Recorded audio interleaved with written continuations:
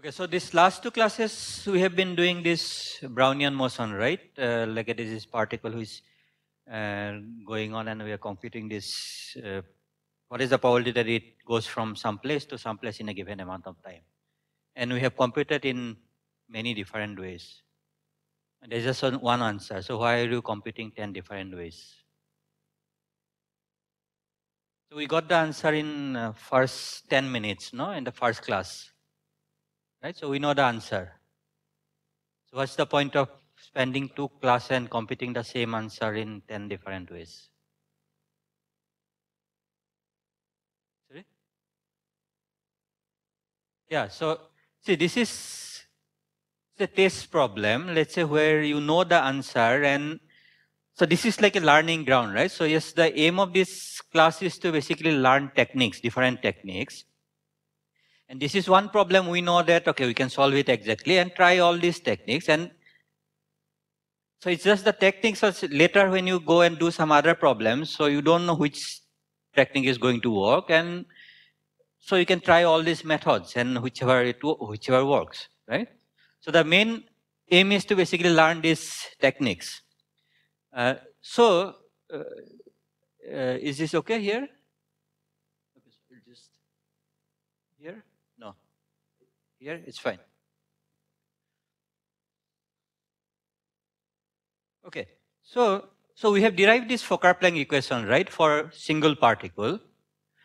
So now, so that's a single free particle. But how do you derive a Fokker-Planck equation in a general case, right? So in fact, we have almost done that.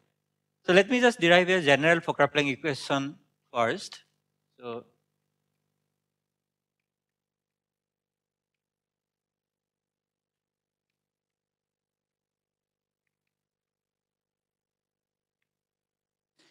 to derive so the Fokker-Planck equation, basically the equation how the probabilities evolve in time, right? So this was, so we had already derived it. Okay, so this, if P of xt dx, so this is the probability that, so imagine that x is some stochastic process. So now this need not be a Brownian motion, but it can be any stochastic process, right? And so stochastic process means basically x is a random process, so it has described by some equations, stochastic equations. So now how do you derive a equation how this probability evolve? Okay. So to derive a Fokker-Planck equation, first of all, this process has to be something called Markov. Okay. So what is Markov? So this is the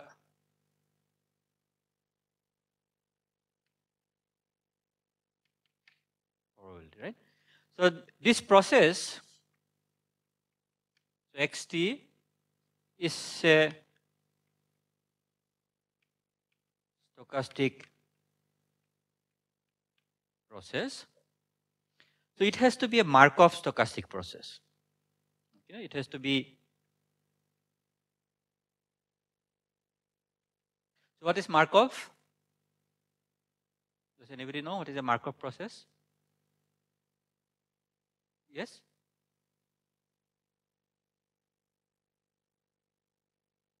Yeah. So it's just that basically it doesn't have any memory, right? So like for example, when you are doing this Brownian motion, this this each steps, we took it to be independent, right? So it means that process, when it goes from here to here, the process at time t plus delta t only depend on the state at time t, right? Not at previous steps. So that's called Markov. So when you have a Markov process, then you can write down a Fokker-Planck equation for a probability density. So how do you write it down? So we had, in fact, already done that. So you have to find out what is the probability of the particle being at x at time t plus delta t, right? So this is equal to the probability of, so this, so imagine that you have again this, so this is some kind of process, some stochastic process. So this is t plus delta t, so this is a process x. So it must come from some, at time t, it must be some position there. So this position, let me call x minus delta x at time t, right? Then it has to take a jump from here to, it has to go from here to here in time delta t. So what is that? So in time delta t, it has to take a jump of step delta x, but given that it was at x minus delta x, right?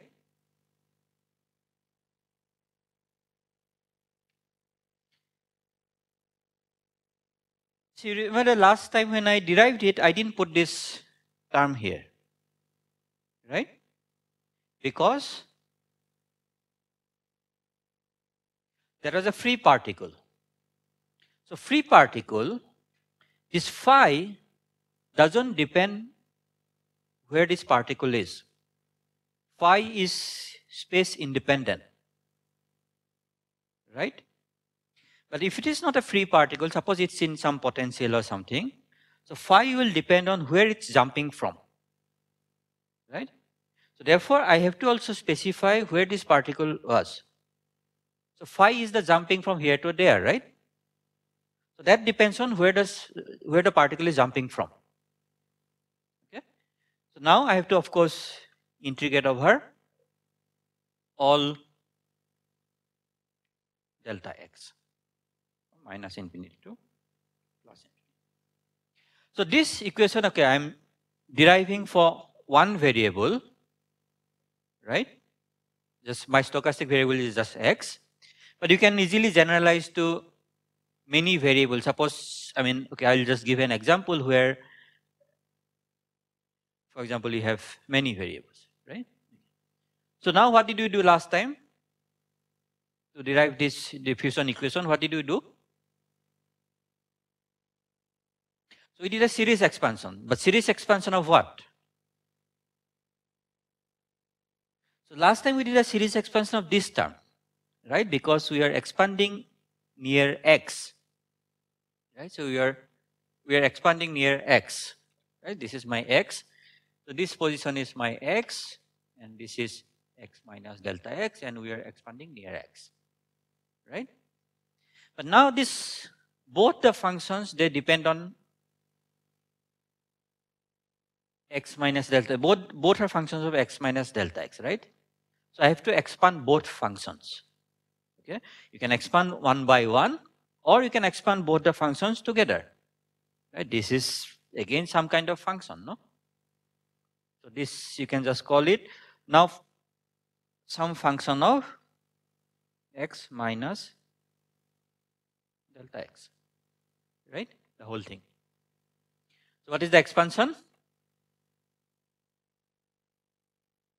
F of x minus delta x del f del x plus delta x square by 2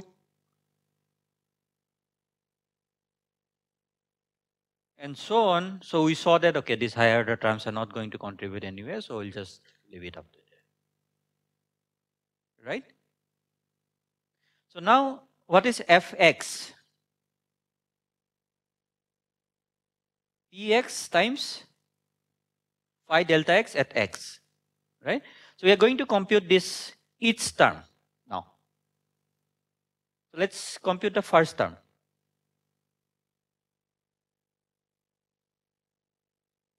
So what is the first term?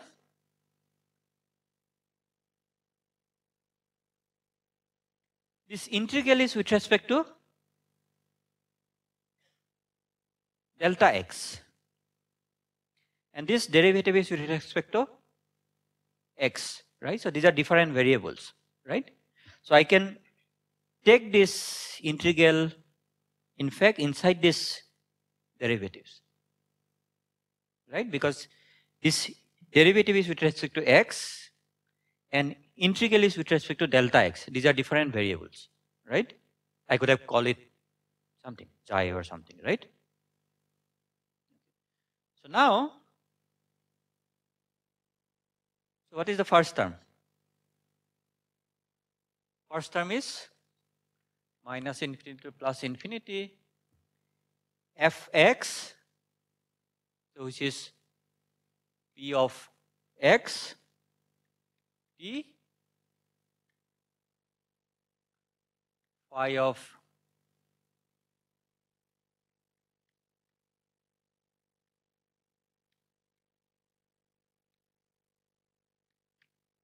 right. This is the first term.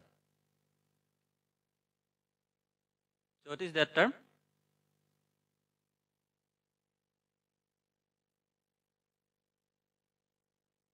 This is equal to mean of, no, phi is my distribution, right? For this delta x, phi is my probability distribution. So what is this term? So this is just this one. There is no delta x here. So I can just take it out, no? So this is equal to p of xt and then this integral.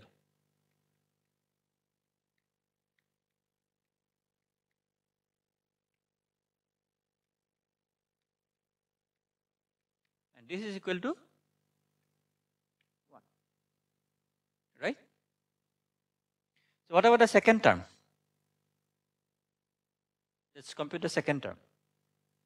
So what is the second term?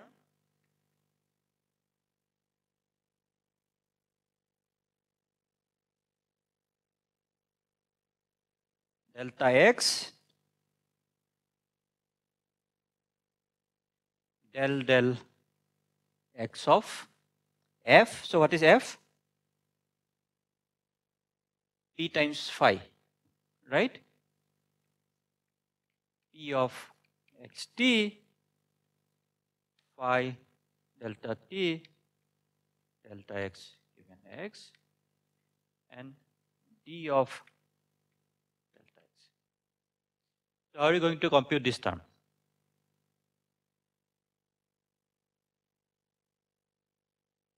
So there is an integral. There is this one. So integral is with respect to this variable delta x.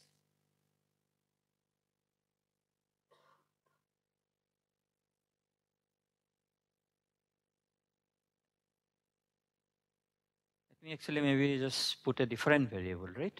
Okay, that's fine. See this delta x, this one, and this one, these are different variables, right? So it's not this del x, this is derivative with respect to this guy. And this delta x is a different variable. You can call it y. Just think of delta x is y. No? So what is that term?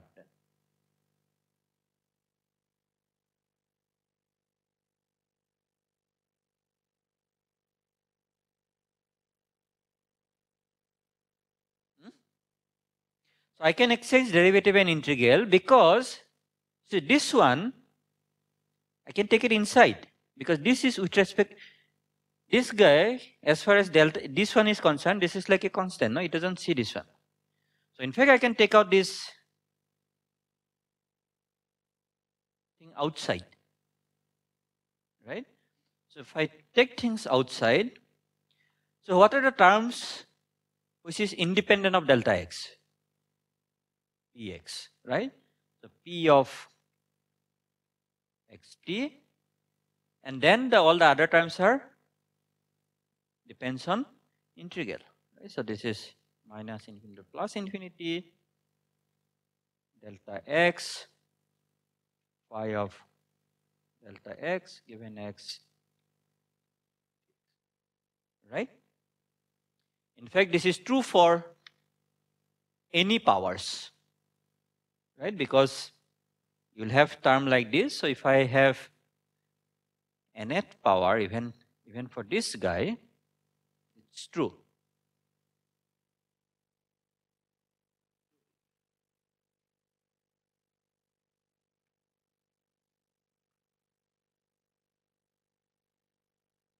Right? And for any of this term, I could have done this one. Right? So now what is this object? This is just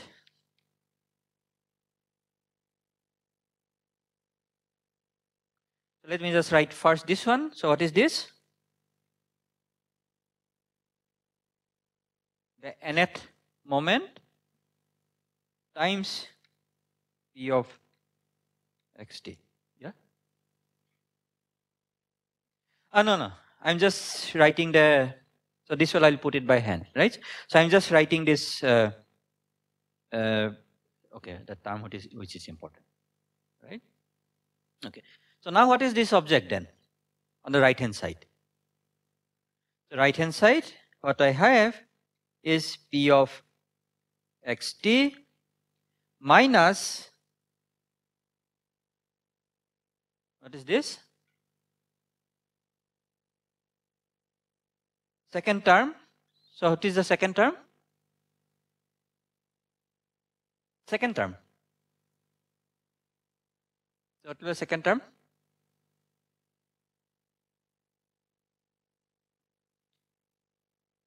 No.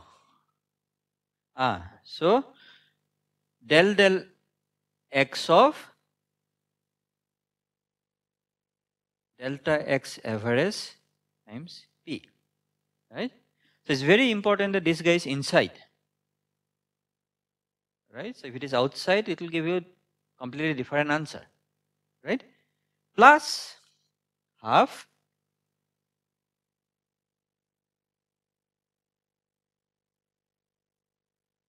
two of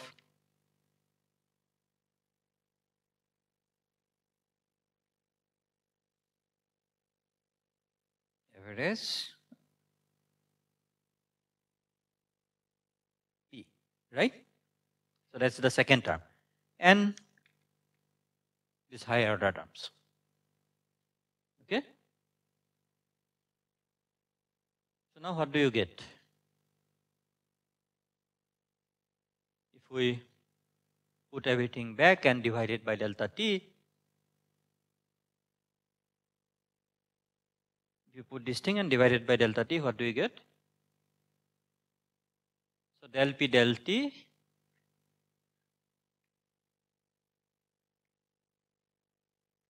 this is equal to the first term, which is minus del x of, let's call it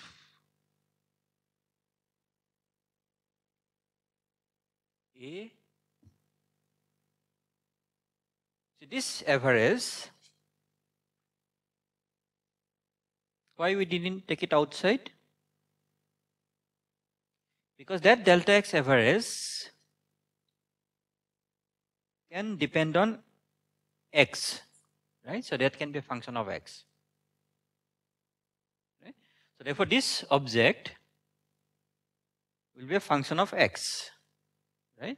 So let's call it ax. So we are going to define what is ax times p plus half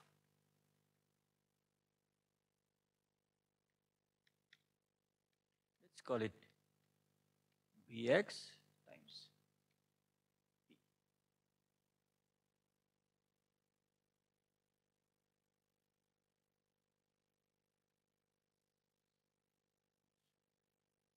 So what is ax?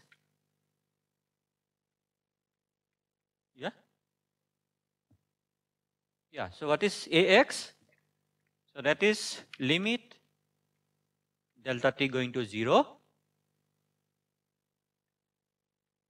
delta x by delta t. And what is Bx? Equal to delta t going to 0.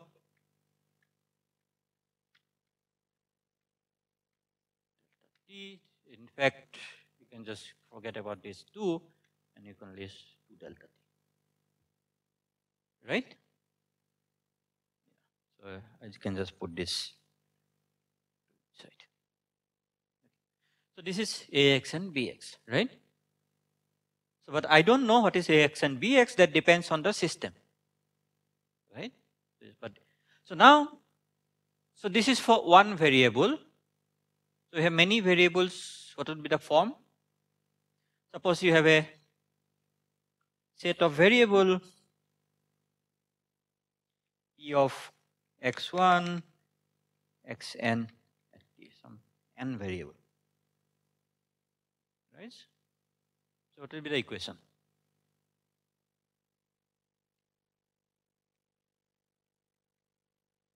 It's the same, right? But it's just that Taylor expansion of a function in n variable.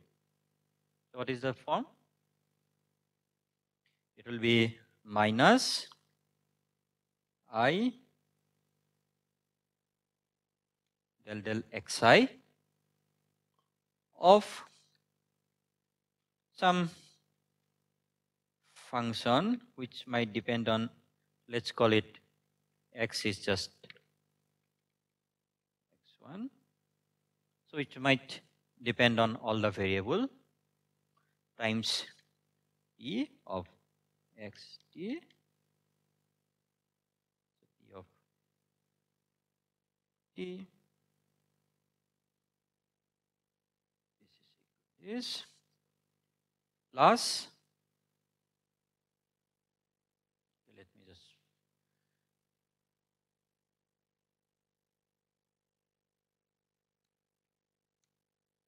ij, right? So this guy will be what? Okay. So in fact, let me just let me just keep this half outside anyway. So right, let me just keep it outside only. It just comes from the Taylor expansion, no? So there is a half here.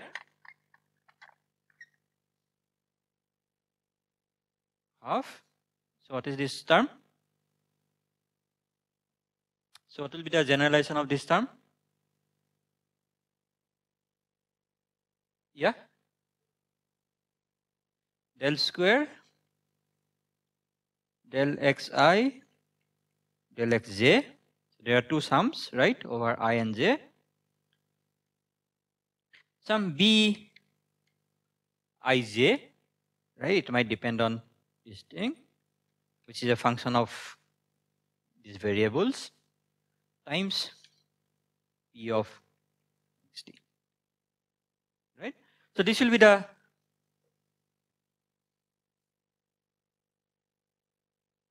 general Fokker-Planck equation, right? So let's take an example. Okay.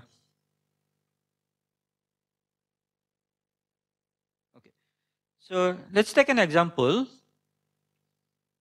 of a system, and we are going to derive the Fokker-Planck equation. So we had last time we considered this Brownian particle, free particle, right? So now suppose consider that free particle inside some potential or in some force, and we'll still consider that it's an overdamped motion. So overdamped is what? So the inertial term is not important, right? So there is an external force, it's overdamped. So what would be the equation?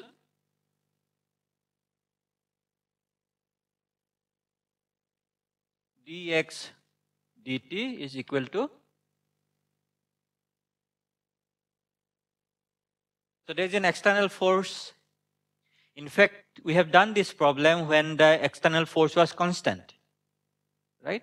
So what will be this term? Right? Imagine, do you remember when we did this fluctuation dissipation relation, right? There is this particle in an external field, but we assume their external field was constant, right? So what will be this term? Minus f? Huh? This term will be? So it will be f by gamma, right? Because this gamma was here, right? So 1 over gamma times f. Now we assume that f of x is a function of x, right? Plus noise. So this is basically 2d times theta, right? And what is this noise? So average is equal to 0.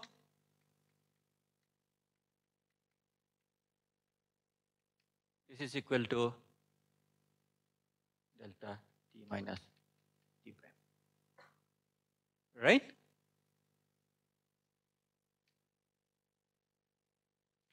So you want to derive what is the Fokker-Planck equation corresponding to this Lange equation, right? So this is, yeah, is the equation.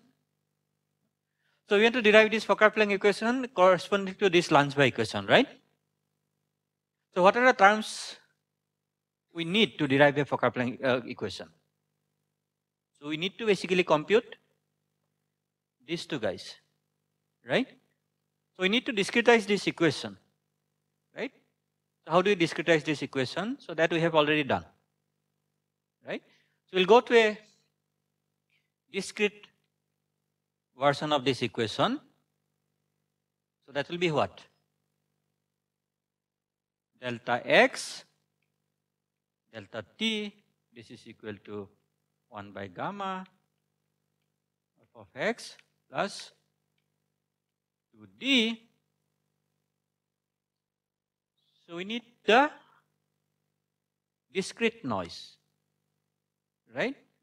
So what was the strength of the discrete noise? 2d, but 2d we have already taken it outside. So 1 over square root of delta t, right? Like the first class, no? When we wrote down this Lange equation, imagine this, we said that delta t square was 2d by delta t, right? So therefore the strength of this noise is square root of 2d by delta t. So the square root of 2d we have already put it there. So therefore there is a square root of delta t, and then since I have already taken out the strength, it's some again number, but let's call it eta only, but in the discrete thing. That is delta t. So what is the properties of eta delta t now? So this is just a mean is 0 and variance is 1, right? So it says that eta t, this is 0, 1, and if they are at different times, then they are uncorrelated, right? So it says eta delta t some at some time, eta delta t at some t prime. This is 0 if for t not equal to t prime, right? So now we are almost done. Because okay, this one is, what is this? Delta x is 1 over gamma f of x delta t plus square root of 2d times delta t, right? It's just, I'm just rewriting this one. So I want to compute this one. So what will be the delta x average?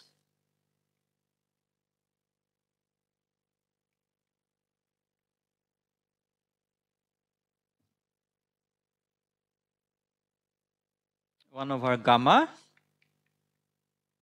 fx times delta t. right? Because the average of this is 0, right? So what is delta x square average? So there are two terms. One is this square. So what is the order of this term if you square it? Delta t square, right? So that term, if I divide it by delta t and take delta t going to 0, that's going to be 0, right? So then this term, this square. So what is this term? 2d delta t times eta square average, which is equal to 1, right? Plus this cross term. But cross term only random variable this one. When I take average, it will be 0, right? So this is this plus order of delta t square, right? So now I know all the two terms. So if I put it, what is the equation? So let me just put the equation here only. So what is the equation? So del, yeah? Because what is the random variable here? This one, eta.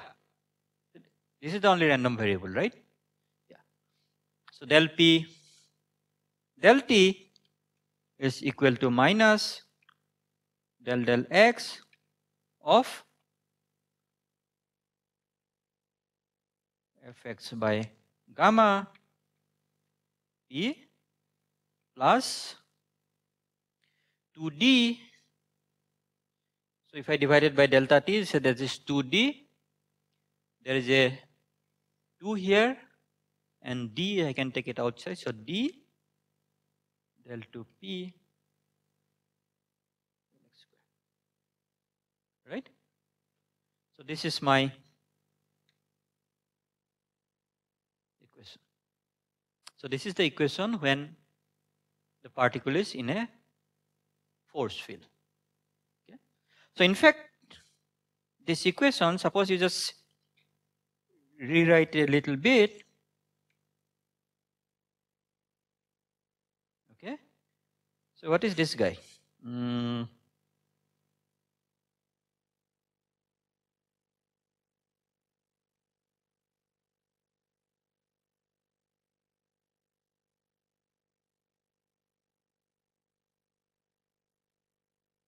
Right? So now this one, does it look familiar? Del p del t equal to minus del x of something, no? Right? So it's current.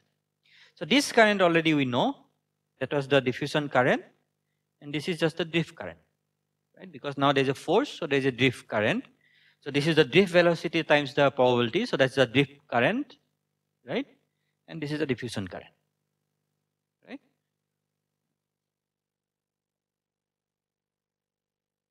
Okay, so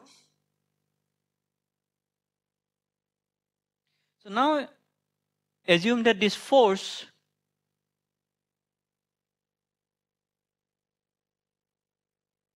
so f of x is derived from some potential, let's say u prime of x. And the potential is such that it's something like that, confined, right? So this is u of x.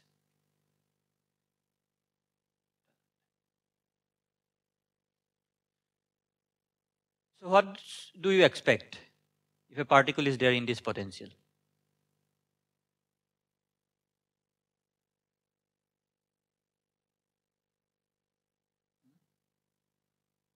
Come to?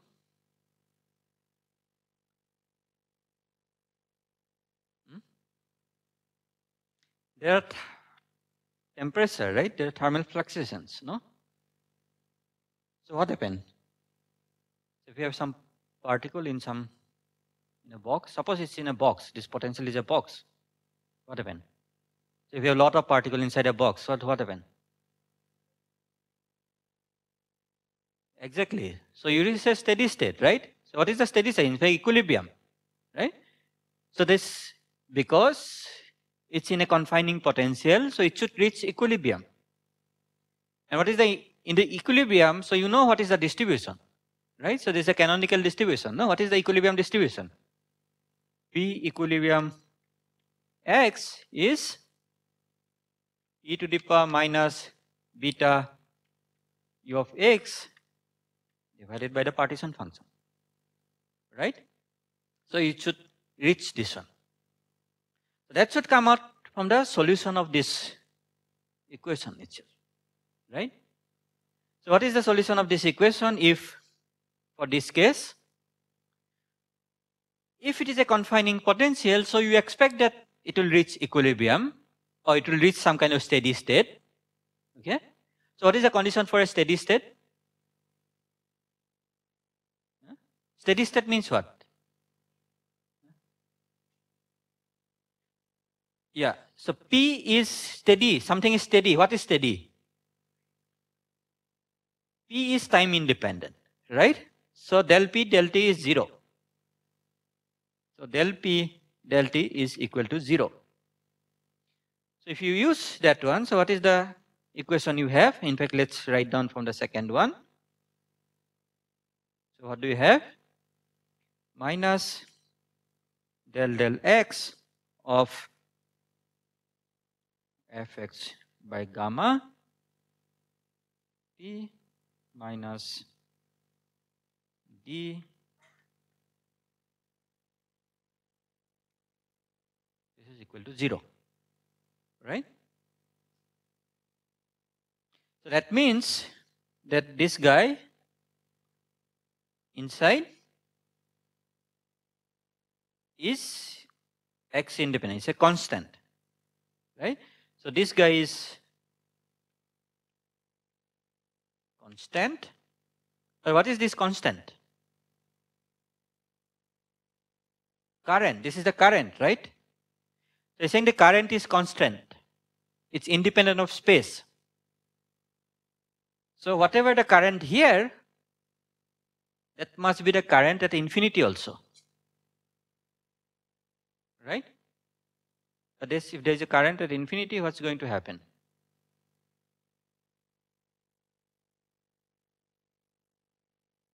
It will go away, right? Right? So therefore, this current, which is this one, the current also must be equal to 0, right? So this is the current. So this must be equal to 0. So if this is equal to 0, so what is this equation? We have fx, let's call f of x is now, what is f of x? Okay, let's write down. F of x by gamma minus d del p del x. So this is equal to 0, right? So now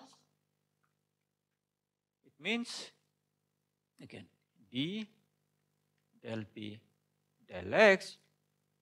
This gamma I can put it here. This is f of x, which is equal to minus prime of x.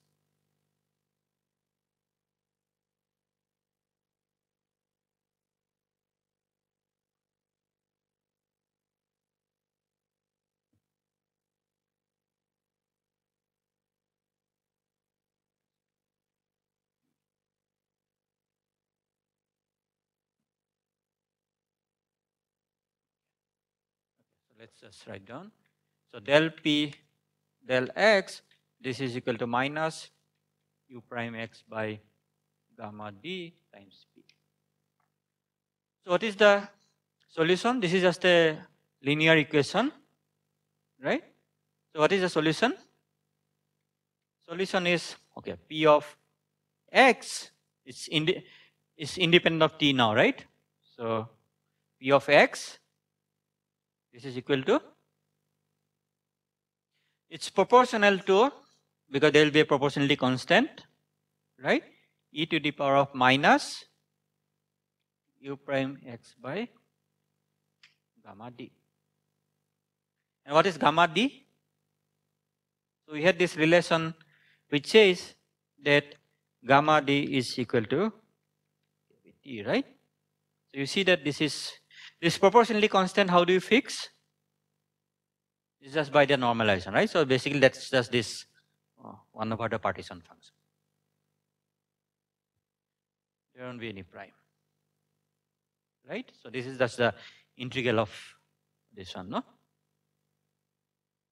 I put p here and I integrated this one, right? Yeah. So this is the equilibrium solution, right?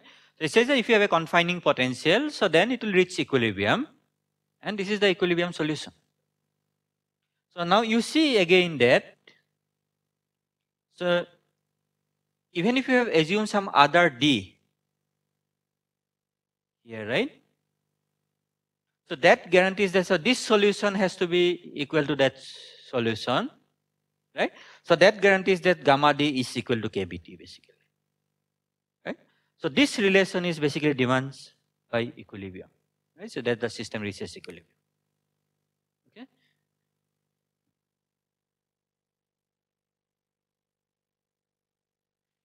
No, we have assumed that the current is 0 at infinity, right? And also we have assumed that there is a time independent solution. If U is not confined, then there won't be a time independent solution. Right? Suppose you have a constant force, f of x is constant. So what's going to happen?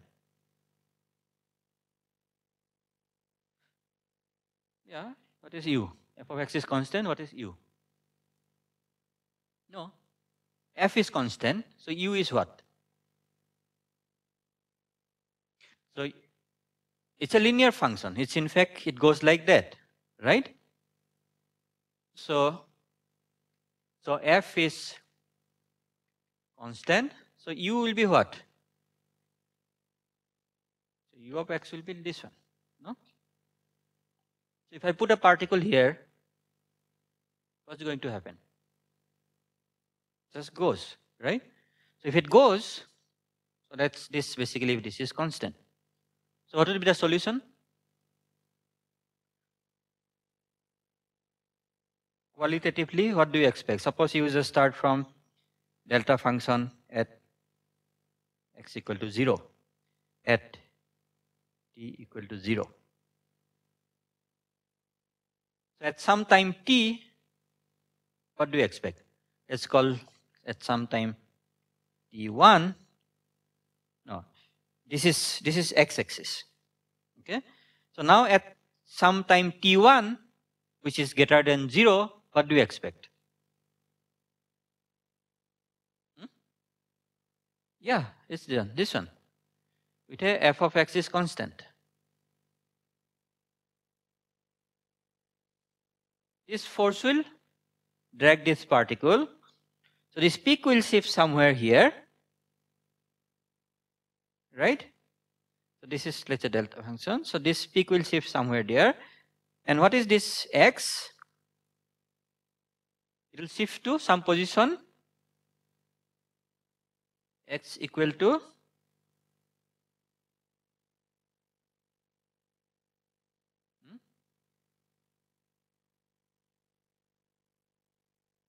suppose diffusion is not there. What's going to happen to this particle? So it will speed with a constant speed. What is the speed? Vt. What is V? F by gamma. So it will go to F by gamma times T. The peak will shift there, but there is diffusion. So it will spread. So this guy will become something like that. So if you look at a later time, this guy, so this is called T1. It will go something where, right? F by gamma T2. Peak will be here. Let's just put something. So this will spread even more, right? So this guy will go something like that. So this will just keep shifting, So it's as if you have a cloud of mosquitoes. This is this no that mosquitoes was that random walk came in this mosquito problem, right? So this cloud of mosquitoes and there is a wind. So what's going to happen? So it's just as a whole everything is going, but this is also spreading, right? So this is this drift. This guy is the drift that this is shifting, and that the fact that it's spreading, it is a diffusion. Huh? Then it will stop because f is 0, so it will not move. So that's what we did, right? It will spread, of course, right? It will spread like e to the power minus x square by 4 dt. So now find the solution when f is constant. So this is the homework question, right? So this is what I have said is qualitative, right? So it should come out of the equation, and the homework problem is find p of xt for a constant force.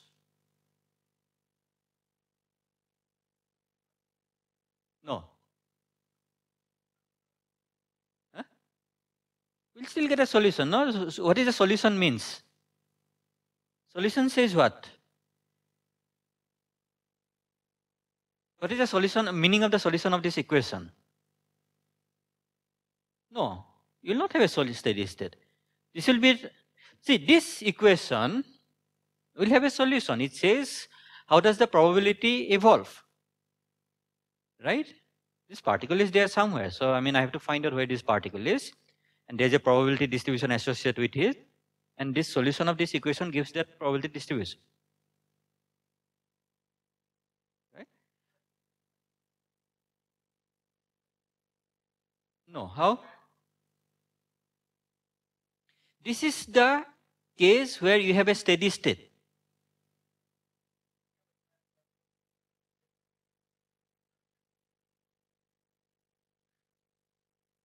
Right?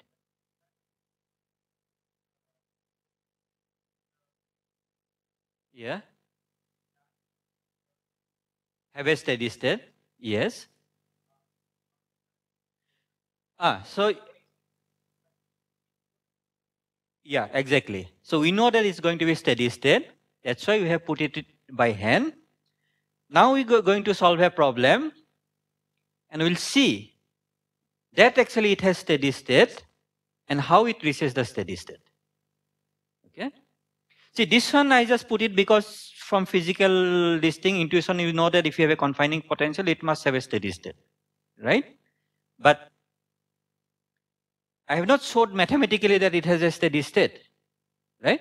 So we are going to see that actually, okay, some examples that if you have a confining potential, so what happened actually? What happened? Why do you get a steady state if you have a confining potential, right? So that we are going to see, right? And why you don't have a steady state when you don't have this confining potential, right? So for that, let me just, okay, what should I do?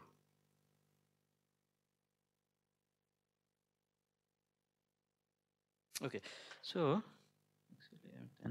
okay, so let me just give an example now, right, where we can do things, and okay, I need this part here, but this one I can get rid of it. Okay, so now let's consider an example.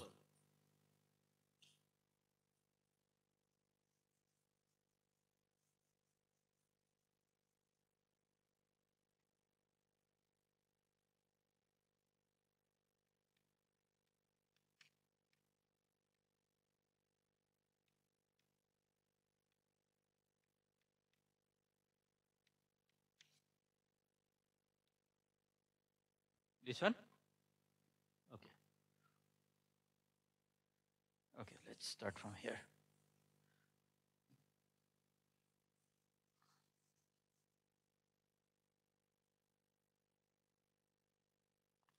Okay. So,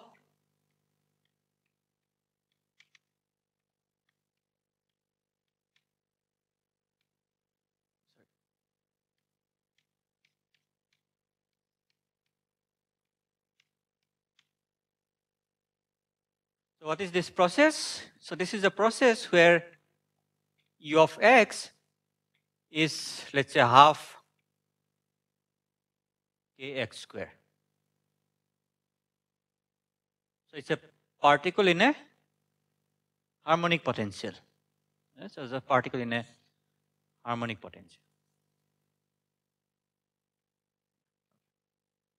So what's the Landsberg equation? Let's just write it down.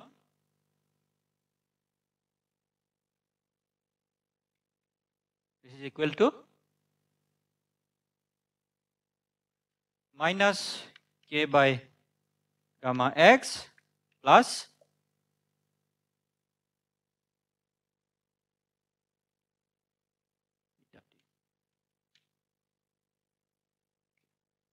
so we are going to do this Fokker-Planck equation later, but let's just look at this equation. It's a linear equation, right? So everything is linear. It's a first order equation. So I know how to solve this equation, right? So what is the solution? How do you solve this kind of equations? Yeah? Integrating factor. What is the integrating factor?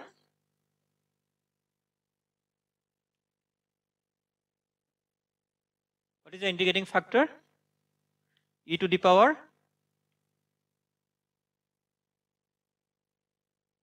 k by gamma t x, right? Does it give correctly left hand side? Okay. This is equal to e to the power k by gamma t, right? So what is x of t?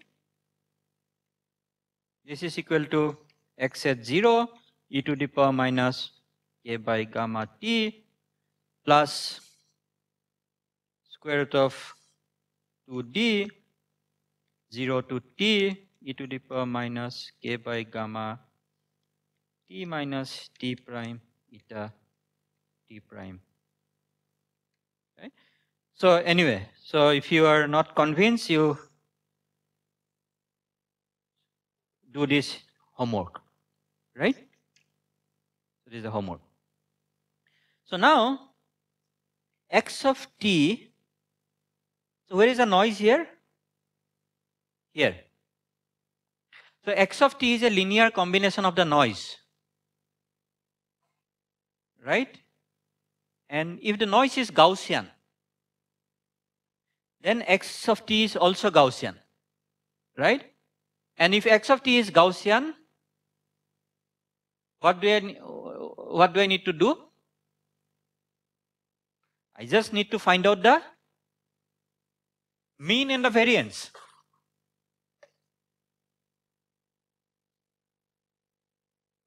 Right? This is homework. Find x of t, so that's the mean, right? Let's call it mu of t, and the variance x squared t minus xt square, that's sigma squared t.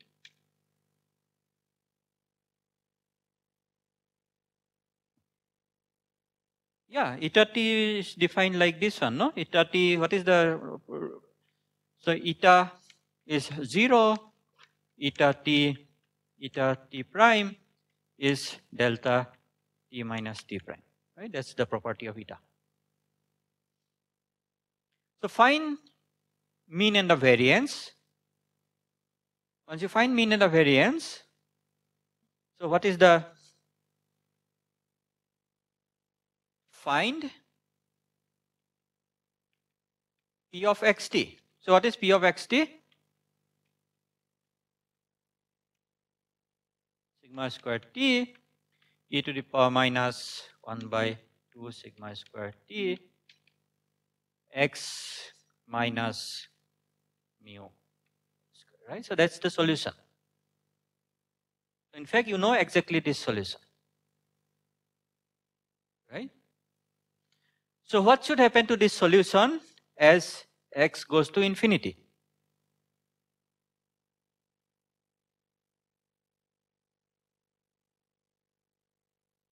Solution cannot be 0, no? P of xt is 0 means what? Yeah, so what should happen? Decay to? We have just done that problem there. Right, so what's going to happen? So let's show, okay, again, homework. So t goes to infinity, what's going to happen? It will become that, so it should go to e to the power minus 1 over, here you have gamma and d, so 1 over gamma d times half x square, should go to that. So that's the equilibrium state, so you have to show. So how does system relax to equilibrium? It's usual systems, right? No, relaxation to equilibrium, you have heard, right? So how do the system relax to equilibrium?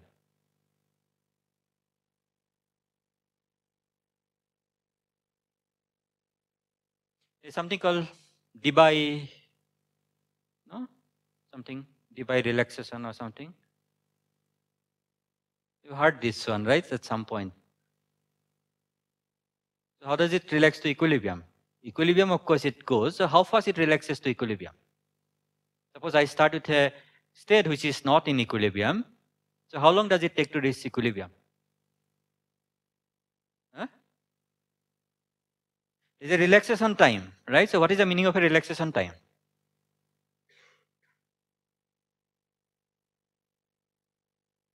So is this the one time? Huh? So there are these different times, right? So what you should expect, so that we are going to see, in fact, how much time do I have? Okay, so let's do that, but okay. So how should it go to this state? So what you should expect is that, where is the equation? I need that equation. Okay. So what should we expect? P of xt at very large time should go to P equilibrium of x, which is this one with proper normalization, right? But time is large, not infinite. What is happened? There will be some time dependence. Huh? So what is the transient? So it should be something like e to the power of minus t by some tau 1. Right? So this is the largest relaxation time. No? Tau 1 times, let's call it P1, which is a function of x. And there will be some Q1, which is a function of the initial, right? So the state is, the equilibrium state is independent of the initial condition. But all these other things will depend on initial condition, right? Because if you are very far from equilibrium, it will take longer time and it will be basically something like, okay, so how does this position depend, right? Plus, there will be something like e to the power minus t by tau 2, where tau 2 is smaller than tau 1, right? Something like P2 x, some Q2 x, and so on, right? It will go like that. It will be something, we'll see what is P1, Q1, right? But it will be something. No. See, in general, because you have an exact expression, so it will be of that form, right? And at large time, what's going to happen? So this is the most dominant term after this one. But if you're time is not very large, so then you need this time, right? So these are these various relaxation times. There will be some 2 times. We'll see what is tau 1 and tau 2. So this homework, again, okay, take this one, homework. So you see that this guy, so what is this relaxation? It's basically exponential, right? So if time is very large, so exponential of minus t is small parameter, right? So take this expression, whatever the expression you have got, expand this in this small parameter and show that you get this equation. And then you will see what is this tau 1 and tau 2's. Right? Okay? Okay. So let's now do it in a different way, because if you are doing this way, it doesn't, probably you will get some answer, but it's not very physically this thing, right? So you don't know why you are getting this one. What is this P1, P2, Q1, Q2, right? It doesn't very physical, right? So let's do one more thing. Okay, so let's try to do in a different way. So that way is basically try to map this problem to a quantum mechanics problem. Right? So this one is, all this thing is homework. Right? So you just show this one. So now, let's just come back to this equation and we'll start from here.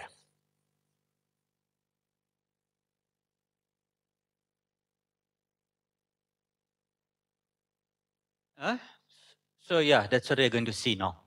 Where are these exponentials coming from?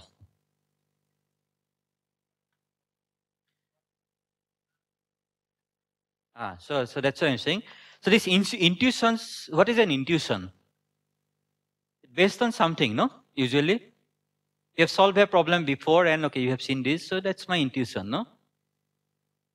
Intuition based on something you have seen, right? Intuition doesn't just generate, no, in the brain. I mean, suppose imagine there's somebody who has no idea of physics and you just put it there and just ask like, what is the answer to these questions? You will not have any idea, right?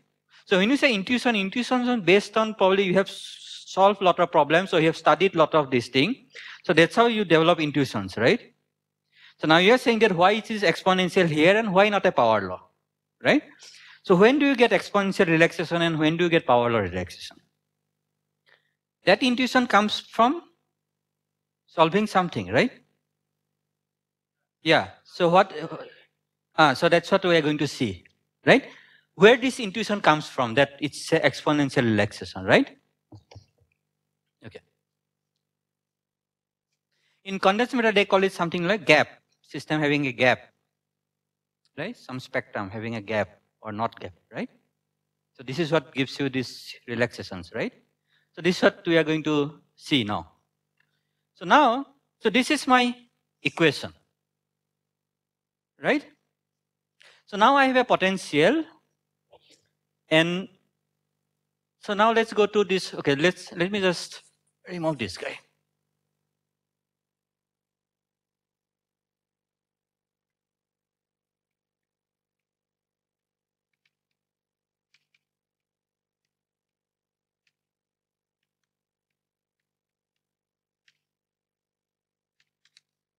Schrodinger equation. So what is the Schrodinger equation? Del psi del is equal to, let's write down in the position space, in a potential. What is this equation?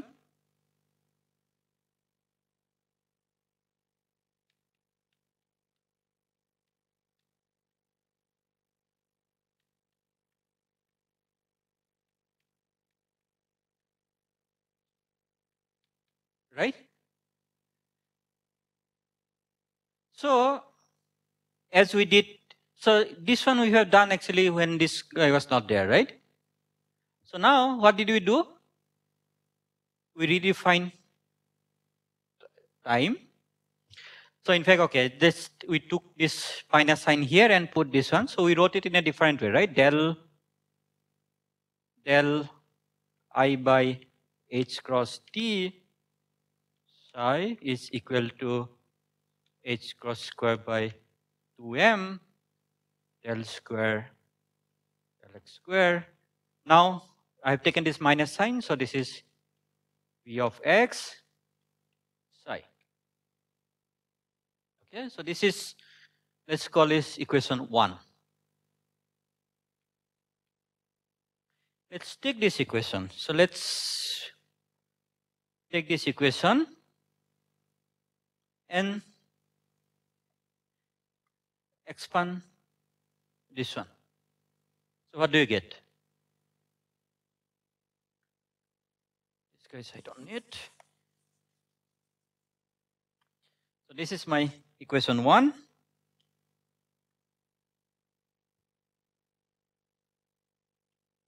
Let's take this equation and write it in this form. So what do you get? Del P del T is equal to, so let's put f of x, what is f of x? Minus u prime x, and just do this thing. Okay, let me just put this thing first, right? So d del 2 del x2 t, then let's just expand this one. What do we get? Just do the differentiation. Just tell me. Huh? Minus. So there is a term. So plus u prime x by gamma del p del x plus u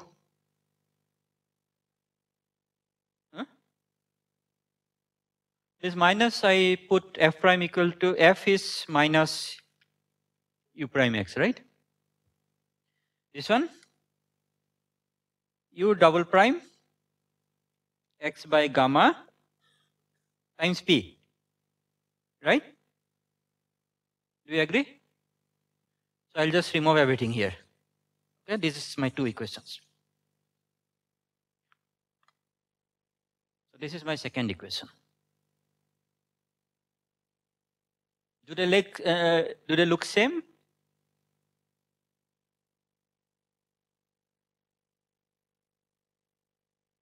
There's some difference, right? So what is, they don't look same.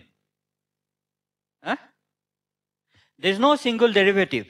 So I have to get rid of the single derivative. Right? So I want these two equations look same. So I need to get rid of this single derivative.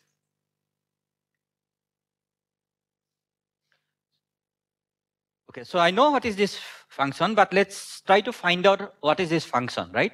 Because otherwise you will ask, how do you know that this is the function? No? So let's define p of xt is some phi of x, is some function, okay, nothing to do with that jump there, right? This is some function, times psi of xt.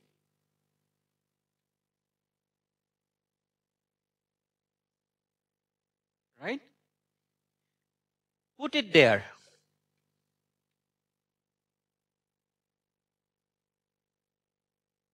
Right? So if you put it there, what do you expect?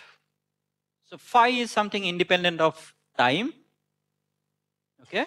So what kind of equation you will get if you put it there?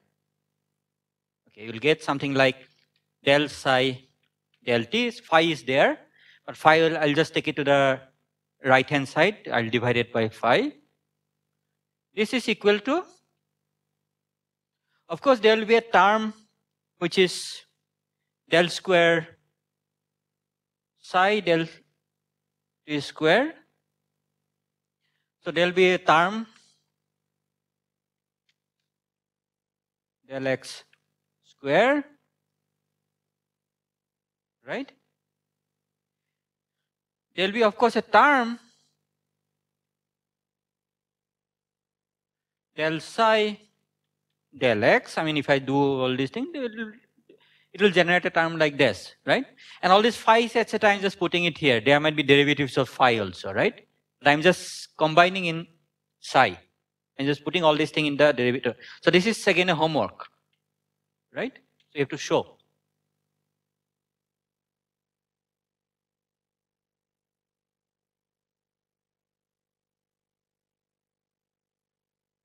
Yeah, but I can still do this. No, it's legal, right? We generally do that one, but here, that's what I'm saying. So here I'm not doing that one. So my aim is to go to here to an equation like that. So when you do a separation variable in other differential equation, your aim is to basically solve that equation, right? That's what we do usually when you solve that equation, that's what I do. But here my aim is to go from here to an equation like that. Right? So that's why I'm looking for something, okay, if I put something here, will I get this, will I get some equation which looks like that? Right? So you'll get something like this, plus, okay, you'll get something like that. Plus also you have something, you might also get some, yes, some constant term. Eh? Do you get a constant term? So there might be some, no, there is no constant term. Yeah. No, all this del 2 phi, del thing, this will be here. So everything is there. So all this phi dependence, I'm just putting it here. Right? So then I'm just looking at the, combining the coefficients. So because this term will be there, this term will be there, this term will be there, and then, okay, there's no constant term because the lowest term is basically this side, right? Because there's no constant term. So now what should I do? Because I need an equation where I don't want this term. So I have to put this coefficient of this term should be equal to 0. Right? So if I put this coefficient of that term should be 0, so that's going to determine my phi. And show that phi is equal to e to the power minus half u of x by gamma d.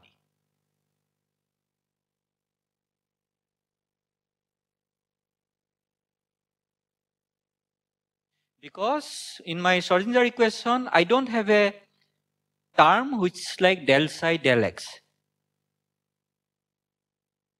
Not any physical relation, because I want to map my equation to an equation of this sort. Huh? No. For any u, so what I'm saying is that I want to map this equation to an equation like that. So how do I map this equation to an equation like that? The claim is that since I have gone through all these steps, the claim is that if I define in this equation, if I define E of xt, see earlier when you remember earlier also we mapped this free particle Schrodinger equation to this one, right? So what was the thing? This time I took it as this time. This one I took it as diffusion coefficient. And P I took it as psi. Right? So after all this exercise, now the thing is that now if I do this mapping, this time if I take it as this time, a square by 2m I take it as d. And P if I define is like e to the power minus 1 over 2 u of x by gamma d times psi of xt, this equation will map to that equation. Right? So with this mapping, so what I have done, so basically all this exercise means that what I have done,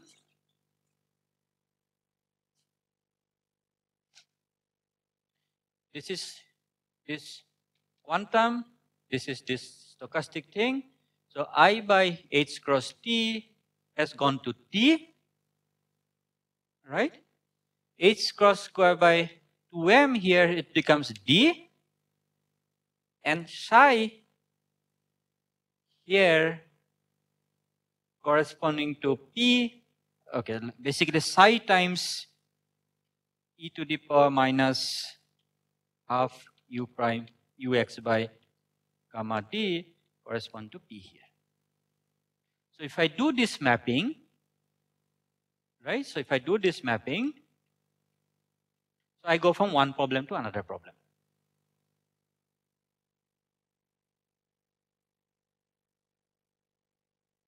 Why?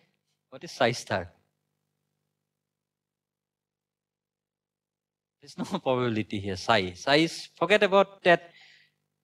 So that's what I'm saying. Forget about why psi means in quantum mechanics, right? So we are not doing quantum mechanics, right? We are taking the tools from quantum mechanics. So see, we are still, what is our problem? The problem is still this particle, classical particle in a potential with temperature. There's no quantum about this problem, right? So what we are doing, we are borrowing tools from quantum mechanics, right? Which we know there. I mean, actually, I need not have gone through this route. I could have actually directly solved that equation. And when I solved that equation, I would have gone through these steps, right? Basically, the question is, how do you solve this equation? Because finally, I want to solve this equation for this harmonic potential, right? So I would have probably gone through these steps without telling you that actually I am doing quantum mechanics, right? See, finally, at the end of the day, you are solving a differential equation, right? And when you solve the differential equation, you solve the differential equation with initial condition and boundary conditions, right? So this is what we are doing. But I'm saying that we have solved these similar differential equations in quantum mechanics. Yeah. So if we know that I know how to solve this equation in quantum mechanics, maybe quantum mechanics also they solve this equation by mapping to something, but that's what, right? So we're just solving a differential equation. So what we have done, we have basically transformed this differential equation to a differential equation of that sort. So with this transformation, so what we got a differential equation which is of that sort. What is that equation? Now what is the equation for psi? Del psi del t. So if you basically, even if you forget this one, so with this one, if you do this transformation, you'll get a differential equation. This is equal to d del square psi del x square minus v of x psi. What is v of x? Now, with a potential, there's no v here, right? It's u, right? So this v is something functions of u. So what is v? Let me just read it. Okay. So this is, so v is u prime x square by 4 gamma squared d minus u double prime x by. So you will basically see that if you do this transformation, if you take this equation and do this transformation, you will get this equation. See, if I did tell you that that's a Schrodinger equation or something, if I had just done this transformation, I got this equation, you would have been very happy because there's no quantum mechanics here, right? I just transformed that equation to another equation. That's all. With something v which is like that. Right? So there's no psi star psi here, that equation. No, I have not got the solution, no? So this is, see, this is the way, basically, if you want to get this equation to this equation, what is the transformation? And I have derived this transformation by this one. But if you do one shot once, you know the transformation basically. It's just that, see, this one is almost looks like e to the power minus beta u, right? But half of it basically. This almost looks like this equilibrium thing, no? E to the power minus beta ux, just half of it, right?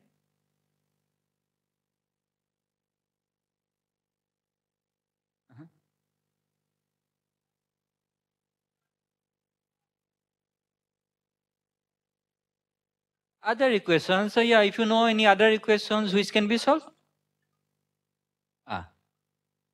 No, what is special about Schrodinger equation is basically in your MSc class you have solved Schrodinger equation and you know how to solve Schrodinger equation in various potentials, right? So you are just going to borrow those answers from what you know.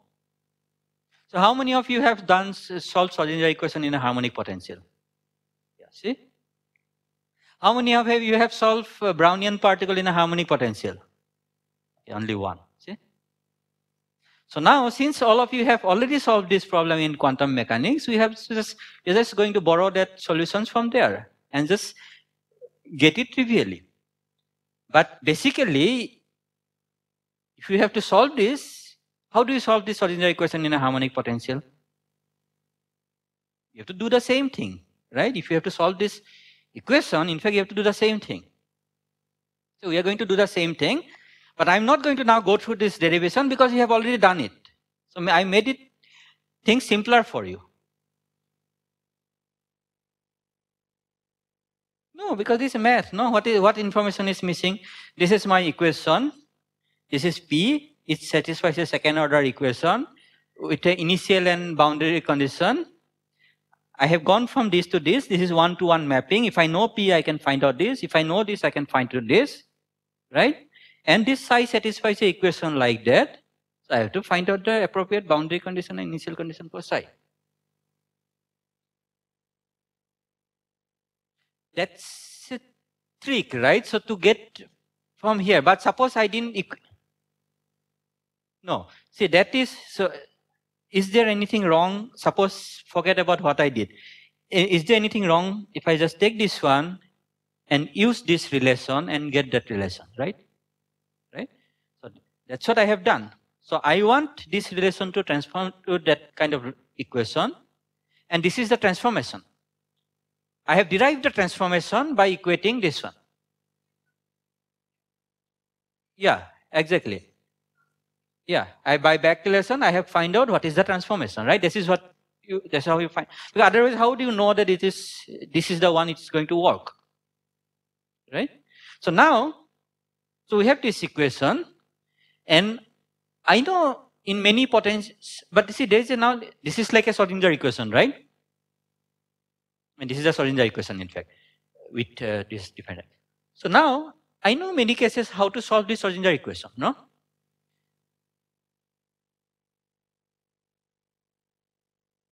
Yeah, we are going to see tau 1 and tau 2, right? We are not there yet. How much time do I have? I have only 7 minutes. Okay, so now, this is my potential. This is my classical potential, right? U of x was my classical potential. That's the potential I am interested in. So when I transform to this problem, this is my quantum potential in some sense. Don't think of it again quantum mechanics, right? So if I'm going to solve this one, this is my potential. And I have to solve this equation with this potential. So let's find out that case, right? So let's just do. So when you solve a Schrodinger equation in a potential, what do you get? If you solve Schrodinger equation in a confining potential, what do you get? No, that's bound states, right? You have a spectrum, escape spectrum, right? You don't have for free particle, you have a continuous spectrum, right? For confining potential, you have a discrete spectrum. And this discrete spectrum gives rise to, right? So let's just do this quickly now. Can you see up to here? Right? So now, we said yesterday, okay, finally what we want to find out? Xt, x0, 0, right? Where? Okay, so let me just start from here. So this is the problem now we are going to solve, but let's just look at the general problem. Now we want to find out P of xt given x0. That's we are calling, that's the propagator, right? P of xt given x0, 0. This is what we are calling propagator. So what is the propagator? X e to the power minus ht x0. E to the power I minus I by h cross t, but then I have done this transformation. So this is my propagator. H is my quantum Hamiltonian, right? So now, so what is the difference between a free particle and a bound particle? This energy eigenstates are discrete or continuous. So if I have a potential, this energy eigenstates will be discrete. So this one, so I'm going to expand in eigenbasis. So what is the expansion? X, n, let's call n denotes this eigenstates, right?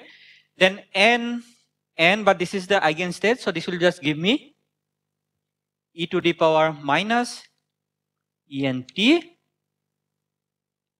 n x0, right?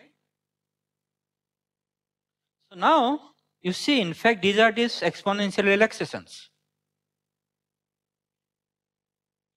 right? So this one, okay, let me just write it slightly different way. Okay, equal to 0 to infinity. Okay, yeah, in fact, this is what you have. So now, so this is what you have, in fact. Okay, let me just write it.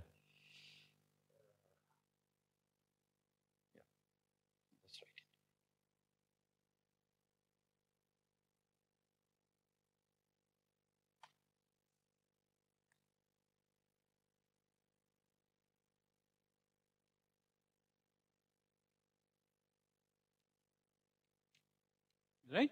So this is my g of xt given x0, 0.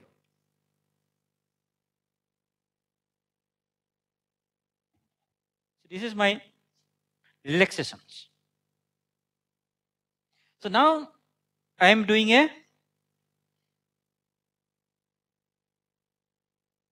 problem, classical problem, right? This is some particle in a potential. So what should be my ground state energy? Because I know that it reaches equilibrium. So it should be 0, right? So in this case, my E0 should be equal to 0.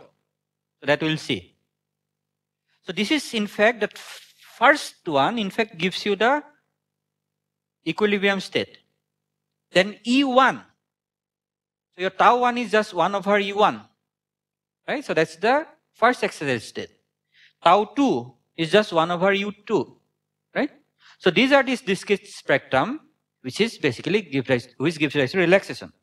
Right? So let's just quickly, how much time do I have? Okay, 1 minute. So let's just, so what is our potential now for this harmonic oscillator? So what is the Hamiltonian? So Hamiltonian is what?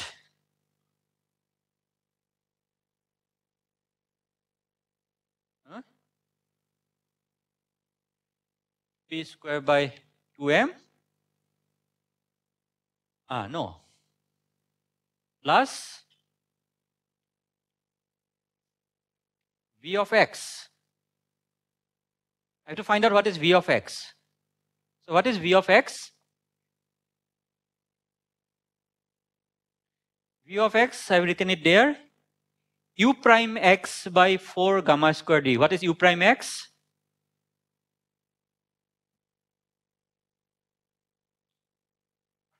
Kx square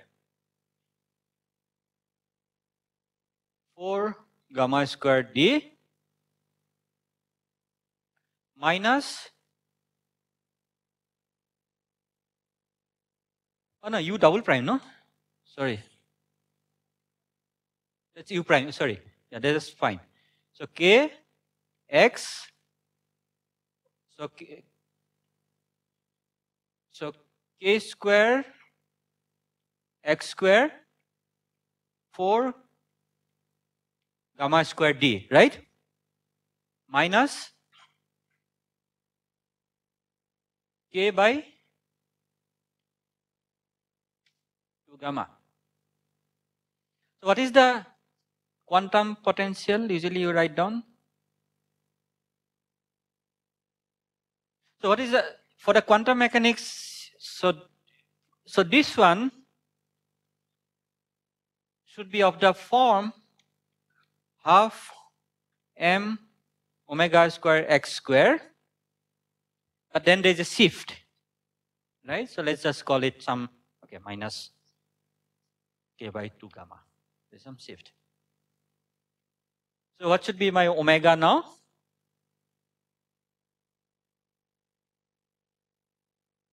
So k square by 2 gamma square d is m omega square, right? So what is the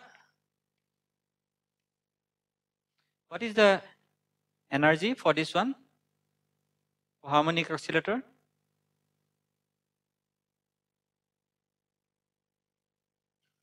N plus h cross omega, but now I have a shift, so minus k by 2 gamma, right? So these are my energies here. And what are these? For harmonic oscillator?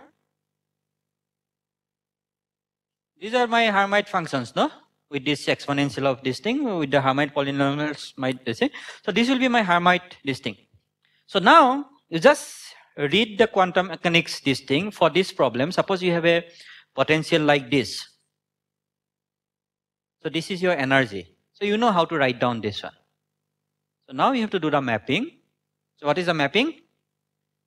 H cross square by 2m is d, right? And this one. So that gives you can actually find, if you use this, so how many parameters do you have?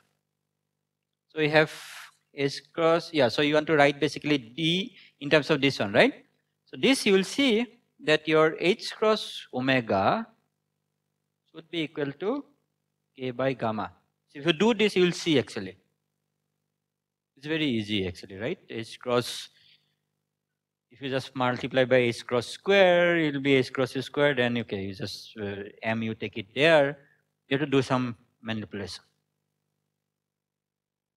This is just simple algebra homework, right? It's just a algebra. So you see that then you can immediately see that if you put n equal to 0, half H cross omega actually cancels this one, right? So although your quantum harmonic oscillator, the ground state is half H cross omega, here ground state energy is 0 actually, right? So this is what will give you this, and you already know that in harmonic oscillator quantum mechanics, the ground is exponential, no? Gaussian. Exponential minus something Gaussian, right? So that should give you, in fact, that one. And then you compute few of those and check that matches with your other calculation, right? You had done one more calculation. which was the other calculation. You know the full distribution directly, right? So this was e to the power minus 1 by 2 sigma square t x minus mu t whole square by 2 pi sigma square t, right? So this was another homework, right? Because it's a Gaussian process, so you can compute this, and then this is your distance, right? And then I told you that, okay, you expand in powers of e to the power minus t, so you should actually get back to this one, right? So this is basically, okay, one way of solving things, because, okay, now since you have solved this quantum mechanics problem in great details when you are in MSc, you don't have to go through this pain again, right? You can just read off this thing. Also, it is useful sometimes because suppose you want to do some other problem, right? You have done this now. Yes, actually that's something I wanted to do but I think there's no time. Maybe I'll just do it in the afternoon. So see, this is one way of actually mapping this problem to Schrodinger equation. So the other way of mapping is, you know that for the quantum mechanics, there's a path integral formalism. So if you know that what is a path integral, you can immediately write the Hamiltonian. And once you know the quantum mechanics Hamiltonian, you know what's the, I mean, if you have solved it before, then you know what are these things. But so similarly, here also you can actually do a path integral formalism. And from there, you can read out what is the quantum mechanics Hamiltonian. And once you know, okay, what are your energies. So, okay, but